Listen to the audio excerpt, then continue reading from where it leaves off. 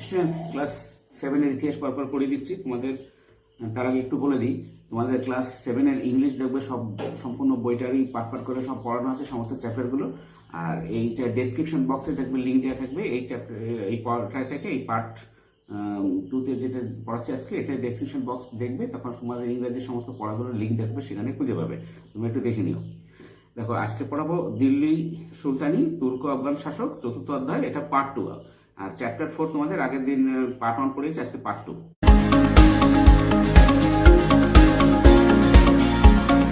দেখো, সুলতানদের নিয়ন্ত্রণ ব্যবস্থার অর্থনৈতিক নিয়ন্ত্রণ ও জনকল্যাণকর সংস্কার। রাজকোষের আয় বাড়াতে আলাউদ্দিন খলজি কতগুলো অর্থনৈতিক সংস্কার করেন। আগে সুলতানদের দেওয়া ইকতা বাজেয়াপ্ত করেন, ধর্মীয় কারণে দেওয়া সম্পত্তি ও নিষ্কর জমিগুলো ফিরিয়ে দেন, সমস্ত জমি জরিপ করানো হয়, রাজস্বের হারও বাড়ানো হয়। তার পাশাপাশি সুলতানির খরচ কমাতেও চেষ্টা করেছিলেন। আলাউদ্দিন দোয়াব অঞ্চলে, মানে যেটা গঙ্গা যমুনা নদীর মধ্যবর্তী অঞ্চল, এটাকে বলতে দোয়াব অঞ্চল, অধিবাসীদের কাছ থেকে উৎপন্ন ফসলের অর্ধেক অংশ রাজস্ব হিসাবে আদায় করেন। এখানে জমি উর্বর হয়, চাষাবাদ খুব ভালো। ভূমির রাজস্ব ছাড়াও গৃহকর, গোচারণ ভূমিকর, জিজিয়া কর ইত্যাদি কর রাজাদের কাছ থেকে আদায় করার নির্দেশ দেন। এবার দেখো, এই যে জিজিয়া কর আর তুরস্ক দণ্ড জিনিসটা কি। অমুসলমান প্রজাদের কাছ থেকে মুসলমান শাসকরা জিজিয়া কর আদায় করতেন। এটি ছিল একটি মাথাপিছু কর। এর বিনিময়ে অমুসলমানদের জীবন, ধর্ম পালনের অধিকার ও সম্পত্তি সুরক্ষা দেওয়া হতো। খ্রিস্টীয় 8ম শতকে আরবের সেনাপতি মোহাম্মদ বিন কাসিম সিন্ধু প্রদেশে প্রথম জিজিয়া কর চালু করেছিলেন। এবার দেখো, দিল্লি সুলতানেতে ব্রাহ্মণ, নারী, নাবালক ও দাসদের জিজিয়া কর দিতে হতো না। কিন্তু যারা ব্রাহ্মণ, নারী, নাবালক, দাস, তাদের জিজিয়া কর দিতে হতো না। সন্ন্যাসী, অন্ধ, খঞ্জ, উন্মাদ ব্যক্তিরা যদি গরিব হতেন তবে তাদেরকেও জিজিয়া দিতে হতো না। আলাউদ্দিন খলজি খরাজের সঙ্গে জিজিয়া নিতেন। তার উদ্দেশ্য ছিল প্রভাবশালী ও অমুসলমান ব্যক্তির আর্থিক ও রাজনৈতিক ক্ষমতা কমানো। যাতে এই কর নেওয়া মানে কি, মানে প্রভাবশালী যারা অমুসলমান তাদের ক্ষমতা, রাজনৈতিক এবং আর্থিক ক্ষমতা কমিয়ে দেওয়া। কারণ সুলতান ভাবতেন তারাই সাম্রাজ্যের মধ্যে অসন্তোষ ও বিদ্রোহের জন্ম দিত। গিয়াসউদ্দিন তুগলক 1320 থেকে 24 খ্রিস্টাব্দে এমন ভাবে জিজিয়া কর চাপান যাতে অমুসলমান প্রজারা একেবারে দরিদ্র হয়ে না পড়ে, আবার তারা মাথা চাড়া দিয়েও না উঠতে পারে। ফিরোজ শাহ তুগলক খানিকটা ব্যতিক্রম ভাবে ব্রাহ্মণদের উপরও জিজিয়া কর চাপিয়ে দিয়েছিলেন। জিজিয়া করের মতো এক ধরনের কর কোনো কোনো হিন্দু রাজারাও চালু করেছিলেন, তবে এই কর তারা চাপাতেন তাদের মুসলমান প্রজাদের উপর। এই করকে বলা হতো তুরস্ক দণ্ড, মানে তুর্কিদের আর মুসলমানদের উপরে চাপানো কর। যেহেতু মুসলমানরা কর চাপিয়েছে, তাহলে হিন্দু রাজারাও তাহলে কর চাপাতো, সেটাকে বলা হতো তুর্কি আর মুসলমানদের উপর তারা চাপাতো, সেটা হচ্ছে তুরস্ক দণ্ড। তুরস্ক দণ্ড কি, এটা কর আর কি। জিজিয়া কর যেরকম, তার ব্যতিক্রমী কর হচ্ছে তুরস্ক দণ্ড। দেখো, খরাজ, খামস, জিজিয়া ও জাকাত। ফিরোজ তুগলকের আমলে 4 ধরনের কর আদায় করা হয়। এগুলো হলো খরাজ, কৃষি জমির উপর আরোপ করা। এই যে কৃষি জমির উপর আরোপ করা কর হচ্ছে খরাজ। আর খামস হচ্ছে যুদ্ধের সময় লুট করা ধন সম্পদের একটি অংশকে বলা হচ্ছে খামস। আর জিজিয়া হচ্ছে অমুসলমানদের উপর আরোপ করা কর। আর জাকাত হচ্ছে মুসলমানদের সম্পত্তির উপর আরোপ করা কর, তাকে বলা হয় জাকাত। এবার দেখো, বাজার দর নিয়ন্ত্রণ। আলাউদ্দিন খলজির শাসন ব্যবস্থা পুরোপুরি সামরিক শক্তির উপর নির্ভরশীল ছিল। এর মধ্যে তিনি একটি বিরাট সৈন্যদল গঠন করেন এবং ওই সৈন্যদের বেতন নির্দিষ্ট করে দেন। আলাউদ্দিন বাজারের সমস্ত নিত্য প্রয়োজনীয় দ্রব্যের দাম ঠিক করে দেন। আলাউদ্দিন খলজির আমলে দিল্লিতে 4টি বড় বাজার ছিল। এইসব বাজারে খাদ্যদ্রব্য, ঘোড়া, কাপড় ইত্যাদি বিক্রি হতো। বাজার দরের তদারকির জন্য শাহনাই মান্ডি ও দেওয়ানি রিয়াসত নামে কর্মচারী নিয়োগ করা হয়। সুলতান ঠিক করে দেওয়া দামের থেকে বেশি দাম নিলে বা ক্রেতাকে ওজনে ঠকালে কঠোর শাস্তি দেওয়ার ব্যবস্থা ছিল। আলাউদ্দিন রেশন ব্যবস্থার প্রবর্তন করেন। প্রয়োজনের সময় প্রজাদের সুলতানের পক্ষ থেকে খাদ্যশস্য রোজার সময় বা রোজের প্রয়োজনীয় জিনিসপত্র পরিমাণ মতো যোগান দেওয়া হতো। এবার দেখো, এই আলাউদ্দিন খলজি তাদের সৈন্যদের বেশি বেতন দিতেন না, তাহলে সৈন্যদের চলবে কি করে, যেন জিনিসপত্র তিনি দাম বেড়ে দিলেন, তার বেশি দাম নেওয়া যাবে না। এবং সেই সব জিনিসপত্রের দাম বেশি নিচ্ছে কিনা বা কেউ ঠকাচ্ছে কিনা, যেন শাহনাই মান্ডি তদারকি করার জন্য দেওয়ানি রিয়াসাত এই রাজ কর্মচারী নিয়োগ করা থাকতো। এবং সুলতান দরকার হলে রেশন দিতেন এবং খাদ্যশস্য এবং রোজের জিনিসপত্র পরিমাণ মতো সবাইকে দিতেন। মোহাম্মদ বিন তুগলকের আর্থিক পরীক্ষার কথা তোমরা আগেই জেনেছো। তার পরবর্তী সুলতান ফিরোজ শাহ তুগলক ইসলামের রীতিনীতি এবং উলেমার নির্দেশে শাসন পরিচালনা করতেন, তবে বেশ কিছু জনকল্যাণকর কাজও তিনি করেছিলেন। ফিরোজ রাজস্ব ব্যবস্থার সংস্কার করেন। ইসলামীয় রীতি অনুযায়ী যে সমস্ত কর আদায় করা যেতে পারে শুধু সেই করগুলি নেওয়া হতো, অন্য কর বাতিল করা হয়। ফিরোজ শাহ তুগলক একাধিক নতুন নগর, মসজিদ, মাদ্রাসা, হাসপাতাল ও বাগান তৈরি করেন।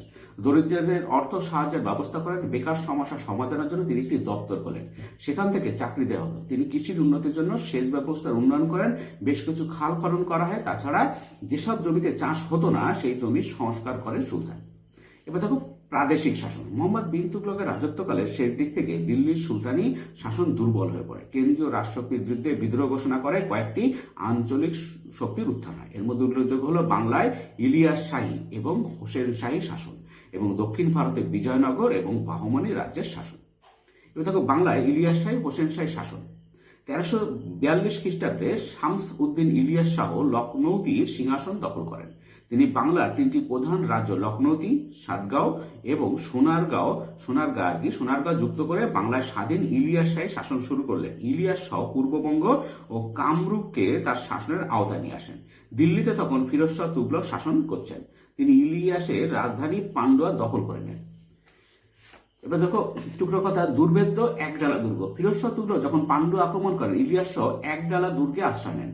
এই দুর্গটি কোনো চিহ্নই আজ আর নেই। দুর্গটি ঘিরে ছিল গঙ্গার দুই শাখা নদী, চিরামতি এবং বালিয়া আর কি। গৌড় থেকেও এই দুর্গটি খুব দূরে ছিল না, দুর্গটি ছিল দুর্ভেদ্য ছিল, প্রায় মানে দুর্গে কেউ ঢুকতেই পারত না আর কি। ফিরোজ শাহ সৈন্য সময় ফিরে যাওয়ার ভান করেন। সেই সময় ইলিয়াস শাহ সৈন্য একডালা দুর্গ থেকে বেরিয়ে এসে ফিরোজ শাহকে পিছন থেকে আক্রমণ করতে যায়। ফিরোজ শাহ তৈরি ছিলেন যুদ্ধে, দিল্লির সুলতানি জয়ী হন, কিন্তু শেষ পর্যন্ত ফিরোজ শাহ একডালা দুর্গ দখল করতে পারেননি। বাংলায় শাসক হিসাবে তাই ইলিয়াস শাহই থেকে গেলেন।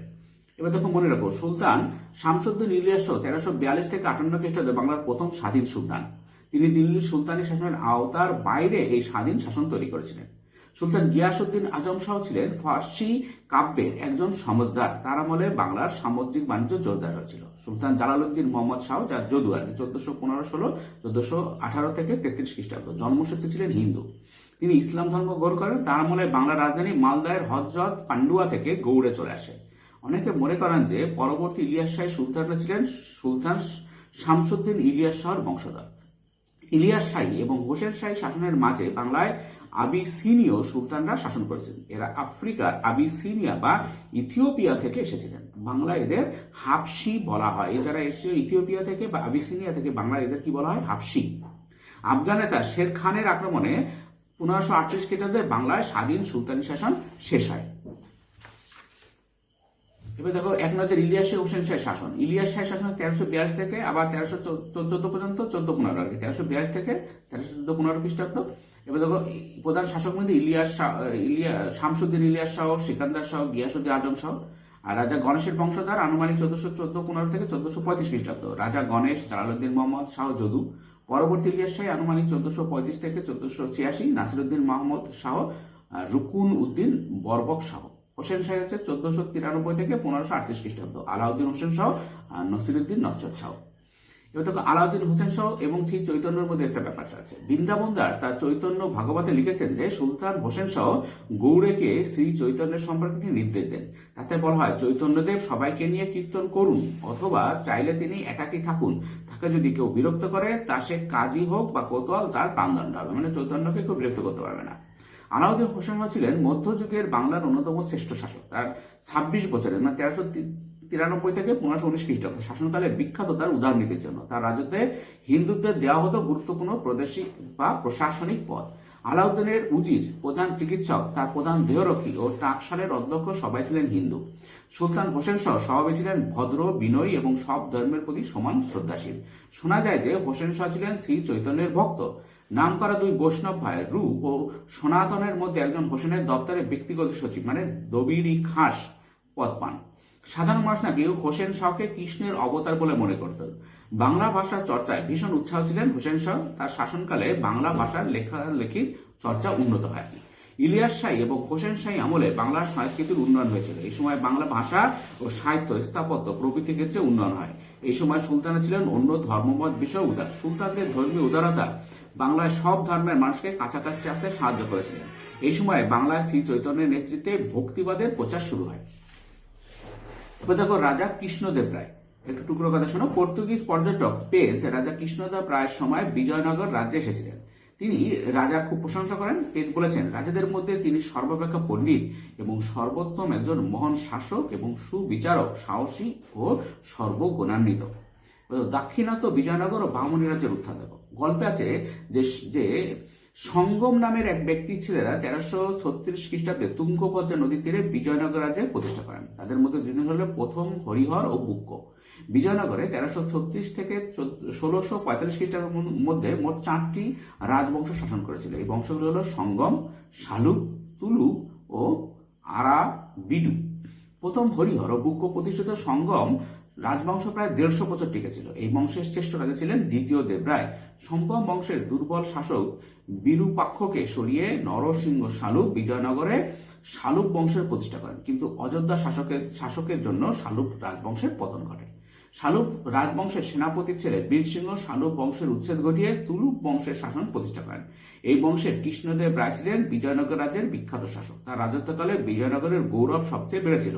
সেই সময় সাম্রাজ্যের সীমা বেড়েছিল, অভ্যন্তরীণ ও বৈদেশিক বাণিজ্যের প্রসার হয়েছিল। তাছাড়া শিল্প, সাহিত্য, সঙ্গীত এবং দর্শনশাস্ত্রের উন্নতি তার সময় লক্ষ্য করা যায়। কৃষ্ণদেব রায় নিজেও একজন সাহিত্যিক ছিলেন। তেলুগু ভাষায় লেখা অমুক্ত মাল্যদ গ্রন্থে তিনি রাজার কর্তব্যের কথা লিখেছিলেন। মোহাম্মদ বিন তুগলকের রাজত্বকালে হাসান গঙ্গু 1347 খ্রিস্টাব্দে আলাউদ্দিন হাসান বাহমন শাহ নাম নিয়ে দাক্ষিণাত্য বাহমনি রাজ্যের প্রতিষ্ঠা করেন। তিনি গুলবর্গায় রাজধানী স্থাপন করে তার নাম দেন আহসানাবাদ।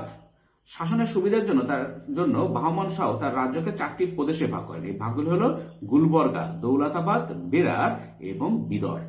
প্রত্যেক প্রদেশে একজন করে প্রাদেশিক শাসনকর্তা নিয়োগ করা হয়। আলাউদ্দিন হাসান বাহমান শাহের মৃত্যুর 1358 খ্রিস্টাব্দের পর তার ছেলে মোহাম্মদ শাহ গুলবর্গার শাসক হন। বাহমনি বংশের সুলতান তাজউদ্দিন ফিরোজ শাহ 1397 থেকে 1422 খ্রিস্টাব্দে একজন বীর যোদ্ধা ছিলেন। শিল্পের প্রতিও তার উৎসাহ ছিল।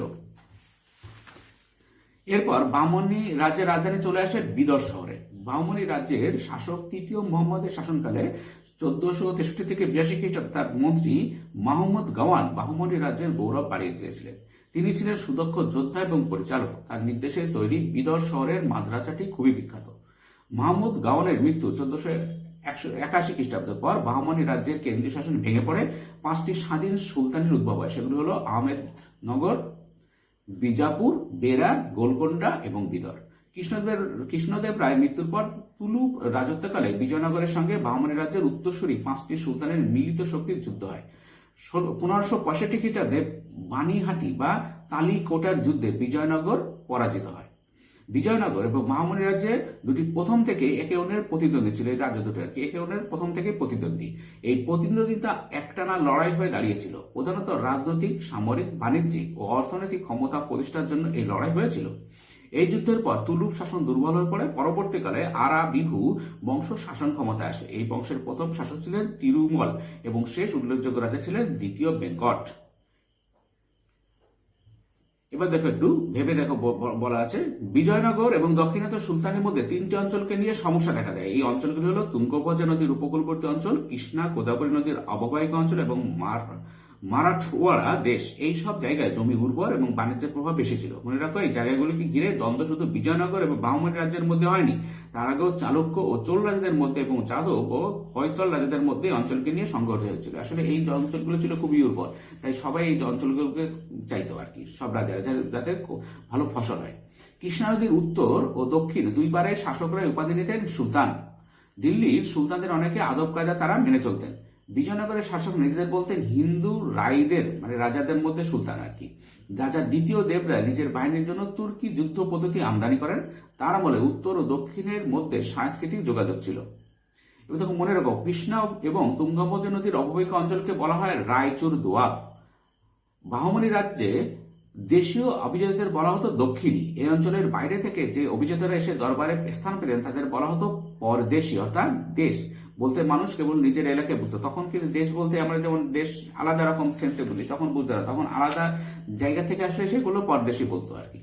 দেখো, বিদেশি পর্যটকদের বিপরীতে বিজয়নগর সাম্রাজ্যে বহু বিদেশি পর্যটক আসেন। এদের মধ্যে ছিলেন ইতালির পর্যটক নিকোলো কন্টি, পারস্যের দূত আব্দুর রাজ্জাক, পর্তুগিজ পর্যটক পেজ ও নুনিজ, দুয়ার্তে বারবোসা প্রমুখ। এরা সকলেই বিজয়নগরের সম্পদ দেখে বিস্মিত হন। বিজয়নগর শহরটি 7টি প্রাচীর দিয়ে ঘেরা ছিল। কৃষি ছিল জনসাধারণের প্রধান জীবিকা। কৃষির উন্নতির জন্য জলসেচের সুবন্দোবস্ত ছিল। ভূমি রাজস্ব ছিল রাজ্যের প্রধান আয়। কৃষি ছাড়াও ব্যবসা বাণিজ্য এবং শিল্পের ক্ষেত্রে যথেষ্ট উন্নতি ঘটেছিল। পর্তুগিজদের সঙ্গে ঘনিষ্ঠ বাণিজ্যিক যোগাযোগ ছিল, তবে পর্যটকরা একথাও বলেছেন যে ধনী ও গরিবদের জীবনযাপনে অনেক তফাৎ ছিল। এবার দেখো পর্তুগিজ এই যে পর্যটক পেজের বর্ণনায় বিজয়নগর। নগরটি রোম শহরের মতোই বড়, দেখতে বড়ই সুন্দর। নগরের ও বাড়িগুলির বাগানের মধ্যে অনেক গাছের কুঞ্জ আছে। স্বচ্ছ জলের অনেকগুলি খাল শহরের মধ্যে দিয়ে প্রবাহিত। মাঝে মাঝে আছে দিঘি। রাজপ্রাসাদের কাছে আছে তালবর এবং অন্যান্য ফলের গাছ। এই নগরের লোক সংখ্যা অসংখ্য। রাস্তায় অলিতে গলিতে এত লোক ও হাতি চলাচল করে যে তার মধ্যে দিয়ে অশ্বারোহী বা পদাতি কোনো সৈন্য যেতে পারে না। এই শহরটির মতো এত খাওয়া পরার ব্যবস্থা পৃথিবীর অন্য কোনো শহরে নেই। এখানে চাল, গম ও অন্যান্য শস্য প্রচুর পরিমাণে পাওয়া যায়। রাস্তায় ও বাজারে ভারবাহী এত ষাঁড় চলাচল করে যে তাদের মধ্যে দিয়ে যাওয়া যায় না। হয়তো অনেকক্ষণ দাঁড়িয়ে থাকতে হয় কিংবা অন্য রাস্তা দিয়ে যেতে হয়। এবার দেখো, তোমাদের যদি প্রশ্ন আছে বিজয়নগর সাম্রাজ্যের বিদেশি পর্যটকদের মধ্যে কারা ছিলেন, তাহলে বলবে যে ইতালির পর্যটক নিকোলা কান্টি, পারস্য দূত আব্দুর রাজ্জাক, পর্তুগিজ পর্যটক পেজ ও নুনিজ, আর দুয়ার্তে বার্বোসা প্রমুখ। স্টুডেন্ট, আজকে পর্যন্ত। পরের ভিডিও দেখা হবে। Thank you very much for watching.